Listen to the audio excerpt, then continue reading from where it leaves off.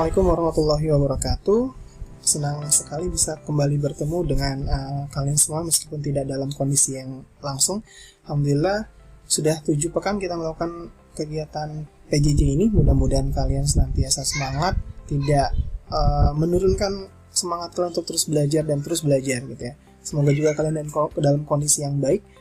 Dan hari ini, sesi ini kita akan lanjutkan pembelajaran IPA kelas 8 tentang materi cahaya dan optik. Nah, kalau minggu lalu kita sudah belajar tentang pemantulan cahaya oleh cermin, nah hari ini kita akan belajar tentang pembiasan cahaya pada lensa. Jadi topik hari ini kita akan membahas tentang salah satu sifat cahaya, yaitu cahaya dapat dibelokkan atau dibiaskan oleh lensa. Oke, kita mulai ya. Siap. Oke, kita mulai dari pengertian dulu, apa itu pembiasan. Kalau kalian pernah melihat sendok kemudian dimasukkan ke dalam gelas berisi air, kalau kita lihat dari samping, maka seolah-olah kita melihat seperti ini ya, melihat seolah-olah si sendok itu dibelokkan, patah gitu, terbelok gitu. Nah, fenomena ini adalah salah satu fenomena yang disebut dengan pembiasaan cahaya gitu ya. Kenapa bisa seperti itu? Nah, pembiasaan cahaya itu adalah membeloknya cahaya karena melalui dua media yang berbeda kerapatannya. Jadi dua media yang berbeda kerapatan ini contohnya gini. Ini cahaya kan datang dari udara ya, dari udara, lalu kemudian cahaya itu masuk ke dalam air. Udara sama air berbeda, memiliki kerapatan optik yang berbeda. Lebih rapat zat cair dibandingkan dengan gas, dan zat padat lebih padat kerapatan optiknya dibandingkan dengan zat cair seperti itu gitu ya.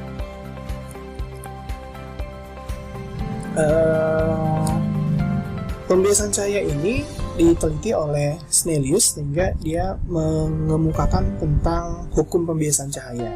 Bunyinya seperti ini. Sinar datang dari zat optik kurang rapat ke zat optik yang lebih rapat dibiaskan mendekati garis normal gitu. Seperti tadi ya. Nanti garis normal itu adalah garis yang tegak lurus terhadap bidang datarnya. Nanti kita lihat. Yang kedua, sinar datang dari zat optik lebih rapat ke zat optik kurang rapat dibiaskan menjauhi garis normal gitu ya. Misal dari zat cair ke udara atau dari zat padat ke zat cair gitu ya. Lalu kemudian yang ketiga, sinar datang tegak lurus di bidang atas akan diteruskan tanpa dibiaskan. Nah, kalau kita lihat yang tadi sendok dimasukkan ke dalam gelas yang berisi air, kalau kita lihat dari atas itu ya nggak ada perbedaan, seolah-olah tidak dibiaskan. Tapi kalau kita lihat dari samping itu seolah-olah dibelokkan gitu. Nah, ini tadi yang ke satu ini, sinar datang berasal dari zat yang kurang rapat. Lalu kemudian masuk ke dalam zat yang lebih rapat, sehingga dia akan dibelokkan mendekati garis normal. Garis normal itu adalah garis yang tegak lurus terhadap bidang horizontalnya.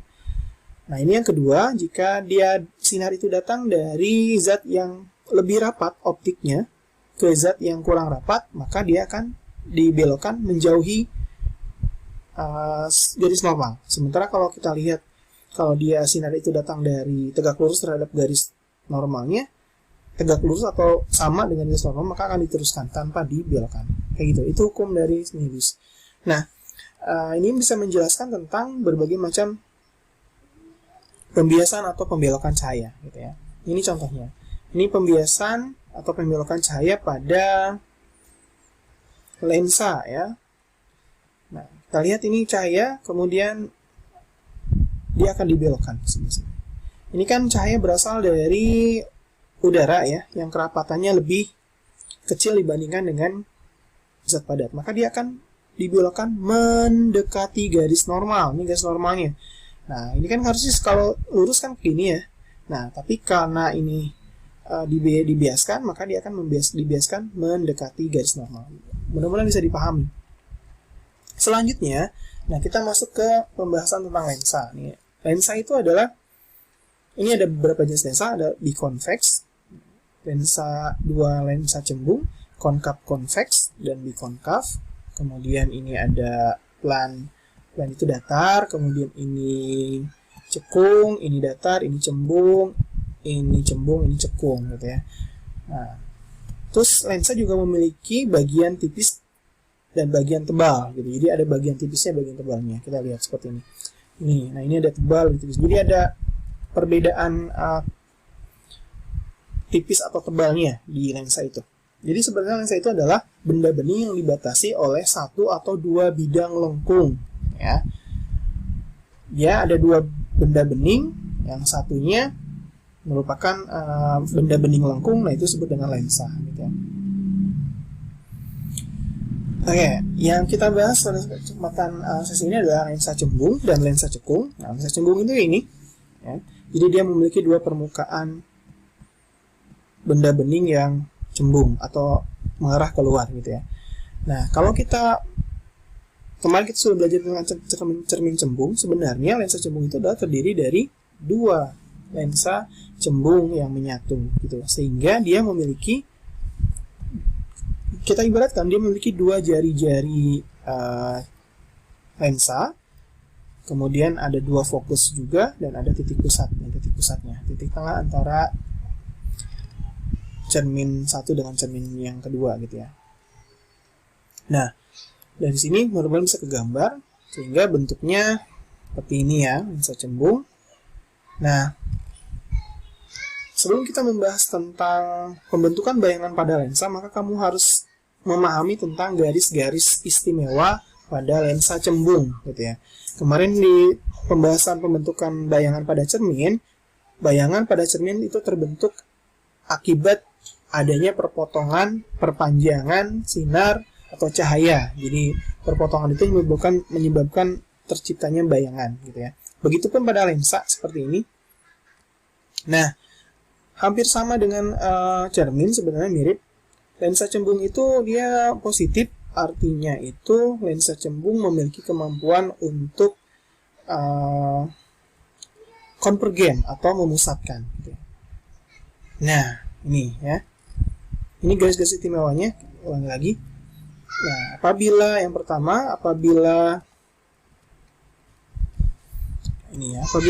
sinar itu datang sejajar garis sumbu utama, maka dia akan dibelokkan menuju titik fokus ya, yang kedua. Kalau dia dari sebelah bawah pun sama, dia akan melalui lensa kemudian akan dibelokkan ke titik fokus. Itu yang pertama. Yang kedua, kalau dia sinar itu melewati titik fokus, maka dia akan dibiaskan atau dibelokkan sehingga sejajar sumbu utama. Kita ulang lagi. Oke, ya, set. Ya, seperti itu ya. Lalu yang ketiga adalah jika sinar atau cahaya itu melalui titik pusat, maka dia akan diteruskan. Nah, dari situ kemudian kita bisa menggambarkan bayangan yang akan mungkin terjadi gitu ya. Nah, jadi tadi karena lensa itu ada dua bagian ya, bagian perpaduan dari dua cermin, maka ada dua bagian gitu ya. Ada ruang 1, ruang 2, ruang 3, ruang 4. Ini ruang 1, ruang 2, ruang 3, ruang 4. Nah, misalnya ini, jika misalnya benda itu di ruang 1, maka kemarin di cermin kita bahas bahwa bayangan akan terbentuk di ruang 4 gitu, karena ruang benda ditambah ruang bayangan akan berjumlah sama dengan 5 gitu kan. Nah, jika misalkan benda ada di ruang 1, maka dia akan terbentuk di ruang mana? Ya, di ruang 4. Ya, tapi bukan di sini, tapi di ruang 4 yang cermin sebelumnya. Jadi di sini. Nih, di 1, 4 gitu ya. Kalau dia di ruang 2, maka akan terbentuk bayangan di ruang 3, tapi bukan di sini, tapi di sini gitu ya. Ini 2, ini 3 gitu ya. Nah, oke, kita cek. Nah, ini misalnya ada benda di ruang 1, maka benda atau bayangan akan terbentuk di sini. Ini ruang 4 ya, ruang 4 yang tadi. Oke. Kita coba balik lagi. Ini ruang 1, maka dia akan di ruang 4. Kayak gitu. Jadi, ini 1, 2, 3 misalnya untuk benda yang pakai angka seperti ini, angka Latin atau angka Arab ya, angka Arab, ini sebagai bayangannya. Jadi pasangannya gitu ya. Nah, kalau misalnya benda ada di ruang 1, maka dia akan terbentuk di sekitar sini kan. Nah, kita lihat. Nah, bagaimana cara mengetahuinya ya? Kita garis sinar-sinar istimewanya. Pertama, oke, nih. Ada sinar datang sejajar sumbu utama, maka dibiaskan melalui titik fokus. Ini 2 melalui titik pusat akan diteruskan. Sinar datang melalui titik fokus akan diteruskan atau dibelokkan seolah-olah, bukan seolah, dibelokkan sejajar sumbu utama. Ya, kayak gitu. Nah, potongan dari perpanjangan sinar ini akan membentuk sebuah bayangan. Nah, berarti dia di sini. Sifat bayangannya maya, tegak, dan dibesar. Ingat ya, kalau bayangan itu terbentuk di ruang 4, maka bayangan itu sifatnya maya. Tapi kalau terbentuk di ruang 2 dan di ruang 3, maka akan terbentuk bayangan yang sifatnya nyata. Lagi, kita contohkan lagi. Benda di ruang 2, maka akan terbentuk bayangan di ruang 3. Ruang 3 yang mana? Ruang 3 yang sini ya, 1, 2, 3. Berarti di sini. Kita coba cek. Oke. 1, 2. Ini sudah terlihat dengan dua sinar istimewa sudah terlihat ya. Ini perpotongannya di sini sehingga dia akan terbentuk bayangan di sebelah sini.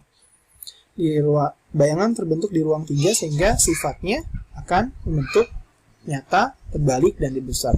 Nyata itu selalu berpasangan dengan terbalik, sementara maya akan berpasangan dengan tegak. Ini benda di ruang 3, maka akan terbentuk di ruang 2. Ruang 2 di sebelah sini ya. Oke. Nah, seperti itu. Mudah-mudahan bisa dipahami ya. Oke, nah, tapi kalau misalnya benda itu ada di titik fokus, pas di titik fokus, maka yang terjadi adalah tidak akan terjadi perpotongan ya, sehingga bayangan terjadi di titik tak berhingga, tidak akan terlihat bayangan. Oke, yang kedua adalah lensa cekung.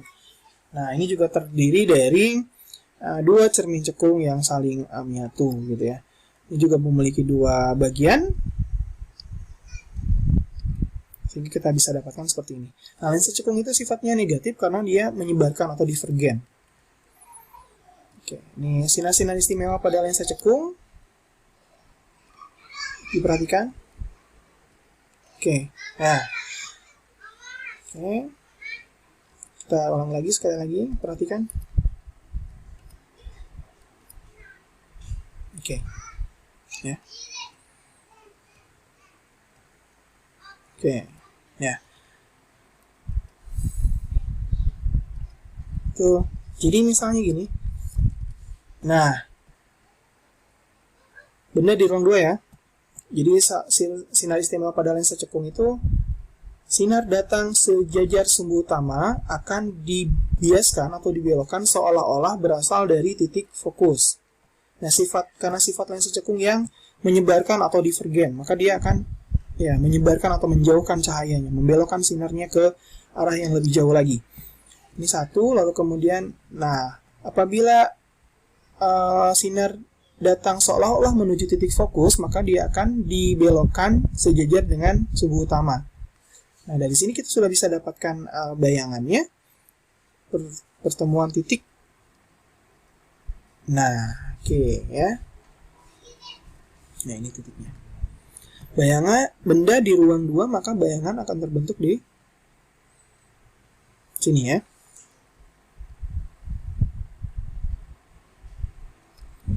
Maya tegak diperkecil. Ini lagi. Oke.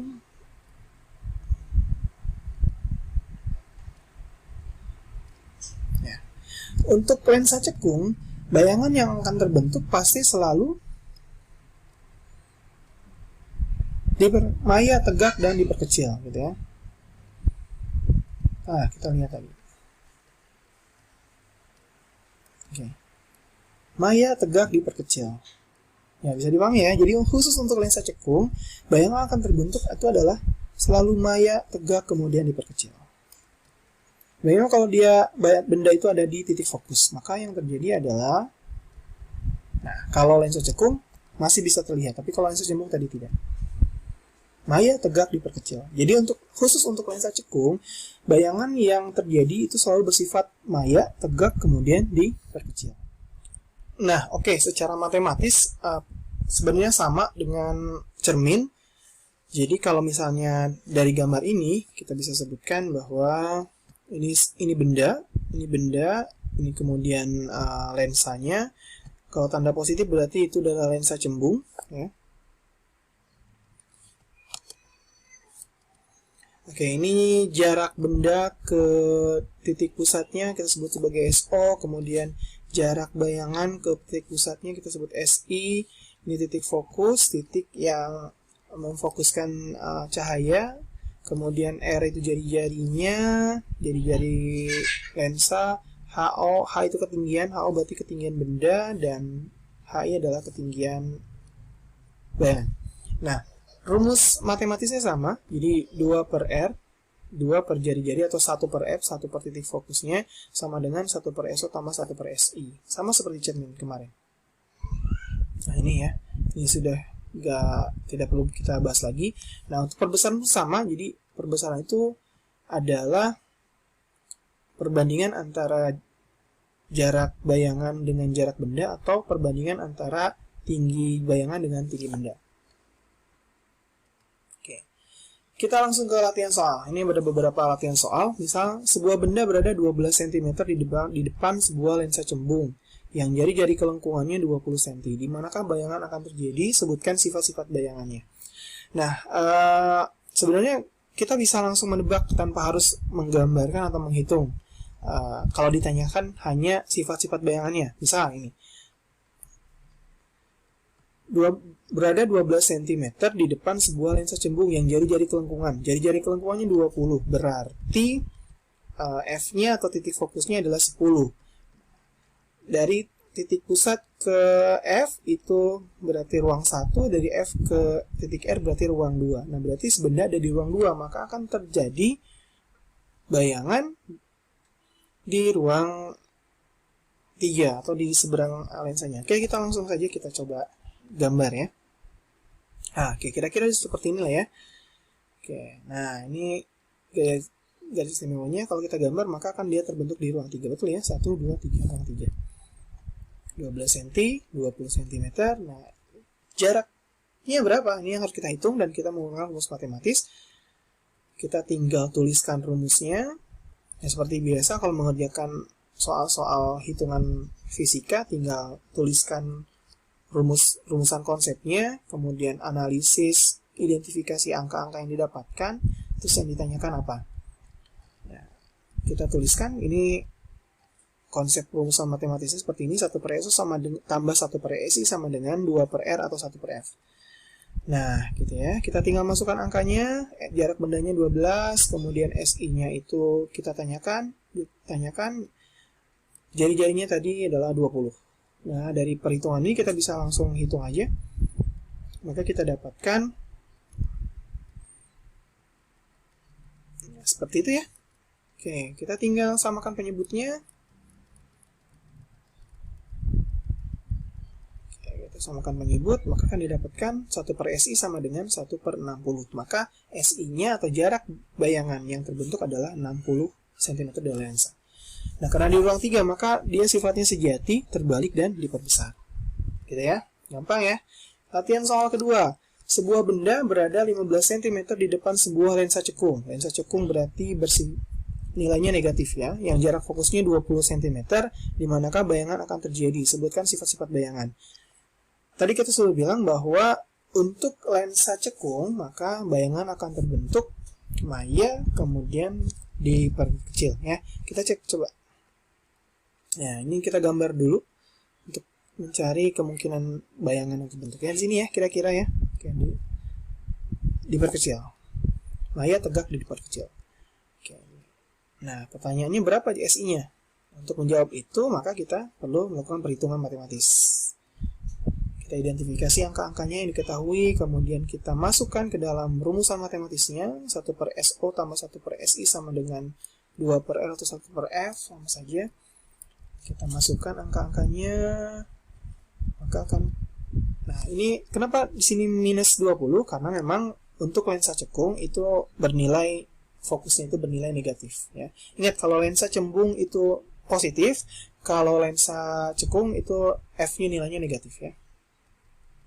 Kita masukkan saja, samakan penyebutnya, maka akan kita dapatkan 1 per SI sama dengan min min 1 min 7. Oke, nah kita dapatkan seperti ini ya, 8,57. Ya. Sifat bayangannya untuk lensa cekung selalu maya, tegak, dan diperkecil. Oke, ini ada contoh soal yang ketiga. Diagram dua ini menampilkan sebuah lensa dengan jarak fokus dan posisi benda seperti berikut. Jadi jarak fokusnya 12, ini bendanya 15 cm. Jarak bayangan yang terbentuk dari proses pembiasan tersebut adalah, maka kita ditanyakan jarak bayangan. Kalau dia bendanya di sini, ya, maka akan terbentuk di ruang 3, berarti sekitar sini ya. Dan pasti dia akan diperbesar. Kita cek ya. Identifikasi angka-angkanya, kita tuliskan rumusan matematisnya, kita masukkan angkanya. Oke, seperti itu. Untuk semua perhitungan matematis fisika kayak itu. Tuliskan saja dulu rumusan konsep matematisnya, kemudian identifikasi angkanya, masukkan, lalu kemudian selesaikan secara matematis. Oke, maka kita dapatkan 5/60 dikurangi 4/60 sama dengan 1/60. SI-nya berarti 60 cm dari lensa. Sifat bayangan sejati terbalik dan diperbesar. Oke, ini ada tambahan tentang kekuatan lensa. Kekuatan lensa itu adalah kemampuan lensa untuk memusatkan atau menyebarkan cahaya gitu. Jadi kemampuan dia untuk membelokkan gitu ya. Nah, ini biasanya kalau misalkan orang yang berkacamata biasanya ditanya min berapa atau plus berapa? Plus 2, min 2. Nah, 2 itu menunjukkan kekuatan lensa atau dioptri. Secara matematis kita bisa menghitungnya dalam seperti ini, P atau kekuatan lensa dioptri sama dengan 1/f. F itu fokus, titik fokus, atau kalau dia dalam sentimeter ini 100/f ya, gampang. Diingatkan lagi ini untuk hukum ketupat mayanya. Jadi kalau misalnya benda ada di ruang 1, maka bayangan akan di ruang 4, dan kalau bayangan terbentuk di ruang 4 maka dia akan bersifat maya, dan maya selalu tegak. Kalau benda di ruang 2, maka bayangan akan di ruang 3 karena terbentuk sejati. Kalau sejati pasti terbalik gitu ya. Dan ini hanya untuk yang di lensa cembung gitu ya, karena untuk lensa cekung selalu sifatnya maya, kemudian tegak dan diperkecil. Ya, seperti itu. Ini hanya mengulang saja. Untuk catatannya, tanda negatif itu maya, kalau maya berarti tegak. F bertanda positif itu bila cembung, dan kalau dia negatif berarti cekung ya. Demikian, mudah-mudahan bisa dipahami. Kalian bisa baca sumber yang lainnya atau cari sumber-sumber lain untuk kalian bisa lebih memahami materi pelajaran. Ada banyak sumber di kegiatan pembelajaran online atau digital ini.